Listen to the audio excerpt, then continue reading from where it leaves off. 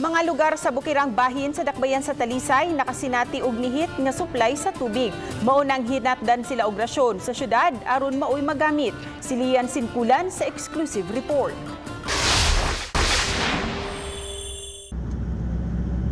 Sa paglibot sa RTV Balitang Bisdak sa mga bukirang bahin sa dakbayan, makita nga may pipilagayod ka mga kabalayan ang nangandam og mga sudlanan sa tubig.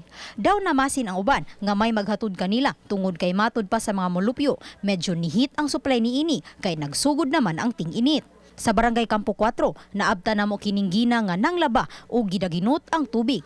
Matod niya nga gikan ang supply sa agas sa tubod sa silingang dapit.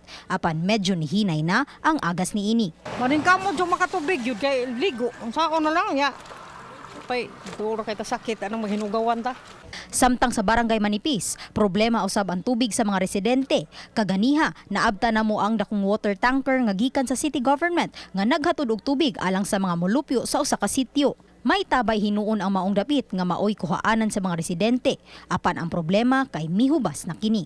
Sagad sa mga residente ning usa ka sitio niining tabay nagsalig. Apan tungod kay ting-init naman, nagdaginot lang una sila sa tubig kay nahubsa naman ang maong tabay. Medyo malangan-langan gyud ang mga nanaginot sa tubig. Diin madugay-dugayan sila og kaos. Mga 2 na ka oras pero nagkuan ko sa tabay. Alas 5 pa ko nag-atak diri. Mga udto na gyud ni. Gibutangan na lang kini og mga sinsiyo sa pagtuo nga dili man luod ang tabay. Matod sa barangay kapitan, mao kini ang suliran kung ting-init sa maong sitio. Apan giklaro niya nga kaduha ka higayon na silang narasyonan og tubig sa syudad ning si Manaha nga maoy usa sa labing gikinahanglan batok sa hulga sa COVID-19. Namalit usab og dagkong baril ang barangay aron may kapunduhan sa tubig. Street nga walay uwan sa kabuan.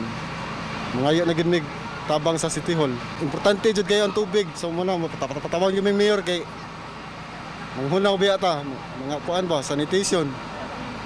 Labi na karon sa kining virus. Pinanglan jud ang tubig. Uban ni Renate Quiñones, Lian Sinkulan, Balitang Bisdak.